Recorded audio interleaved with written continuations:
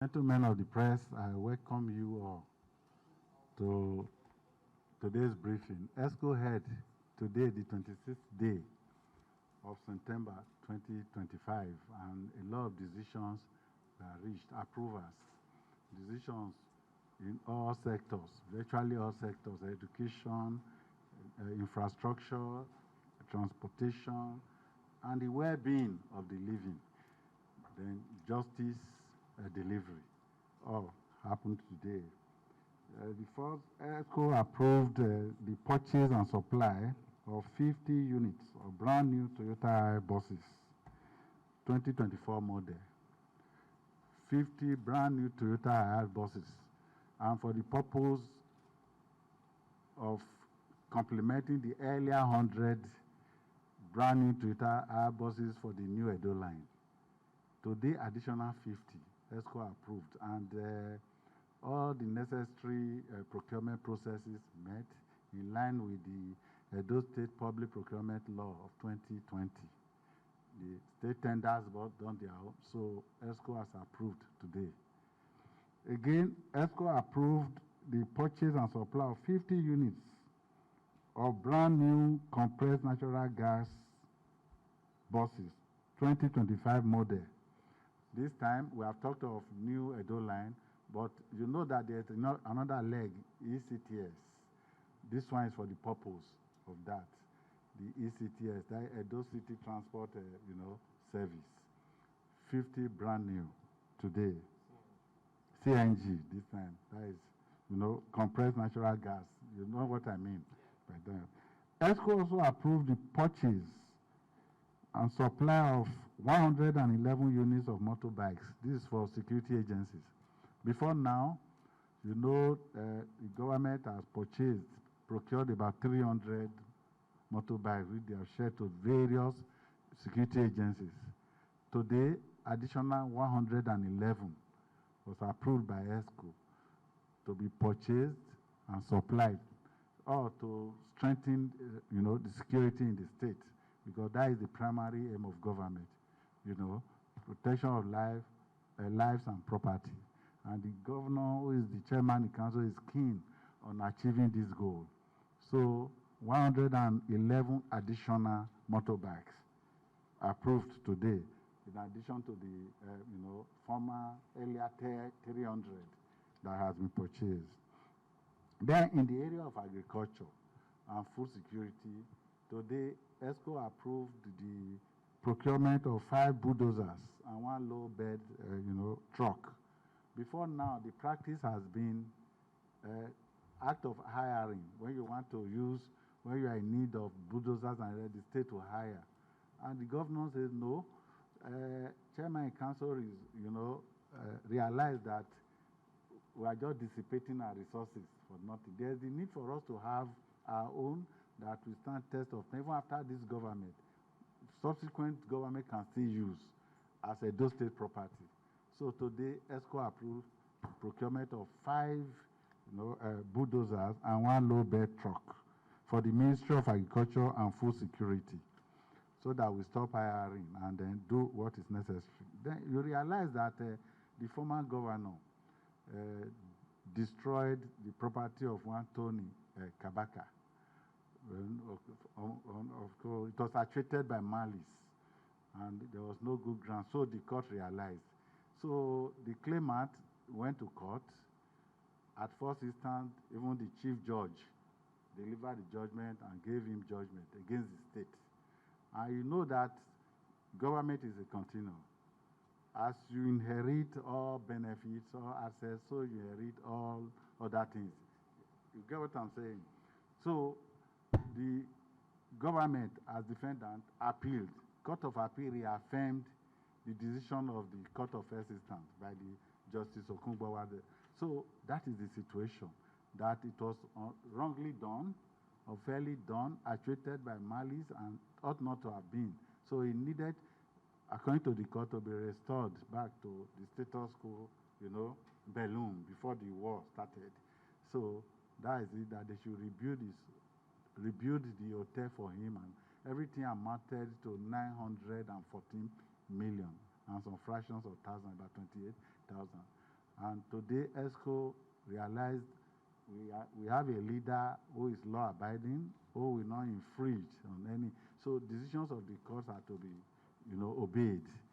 And this is a signal to the judiciary that you have a governor who listens, who, follow dictates of the law. And once the law speaks, the governor says yes. So in line with the judgment of the court, both lower and even court of appeal, today EXCO approved that yes, that sum the court has asked to be paid should be. So EXCO approved the sum today for it to be restored back. Whether if it will still get all the buildings that made up the hotel is not the issue. What matters is that justice has been done, and justice has been served.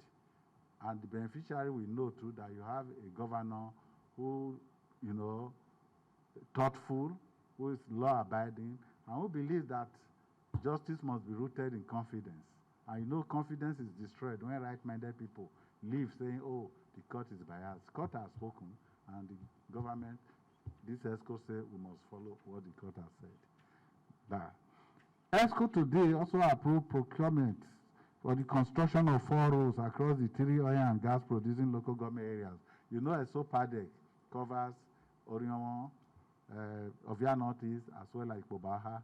So today, 4 roads, EXCO approved the construction. And don't forget that all these approvals are sequel to fulfillment of the condition precedent. That is, procurement processes met in line with the Edo State Public Procurement Law of 2020.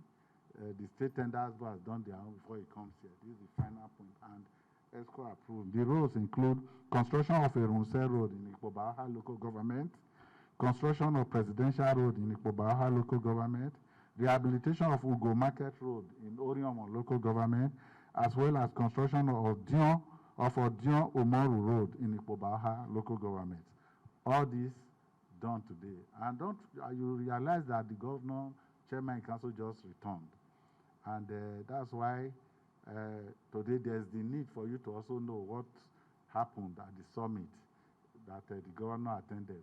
The SSG, ever conscious, intelligent, cerebral SSG is here to talk to you so that the governor did not go there to waste time. Edo is on top of the situation and the world is happy with Edo State and the governor. And that trip was occasioned by the Edo State Diaspora Agency that organized an investment summit at Scotland. Now, this summit was meant for not just Edo people in diaspora, but as well as the business community in the diaspora. And they came not just from Glasgow in Scotland, they came from various parts of the world, including the Edo State diaspora in Europe and other parts of the world were in attendance.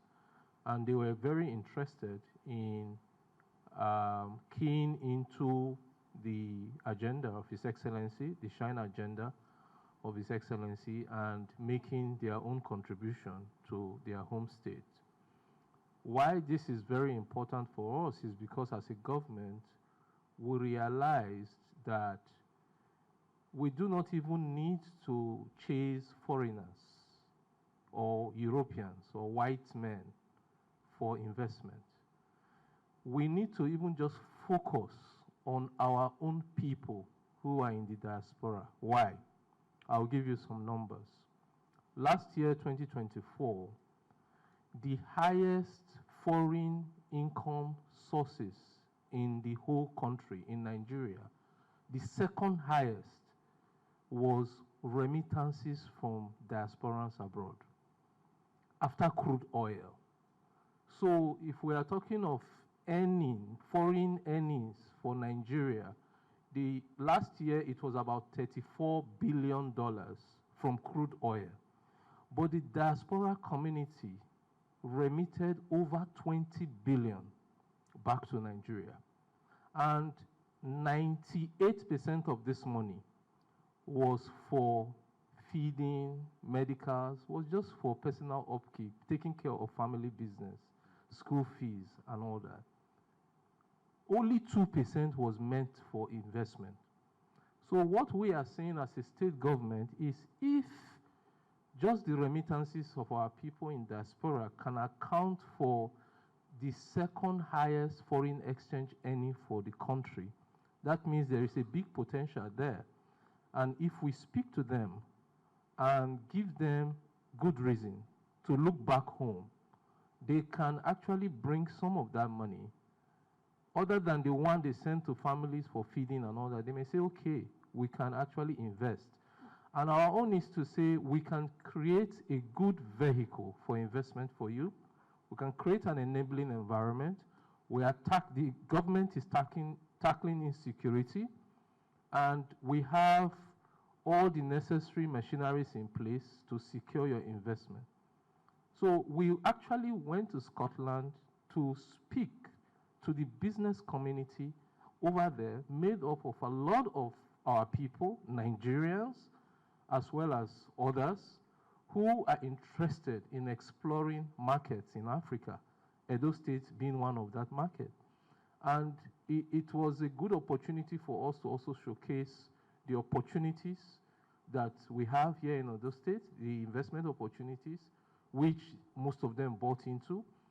And as a result, one of the Chamber of Commerce that attended that event, which is the European African Chamber of Commerce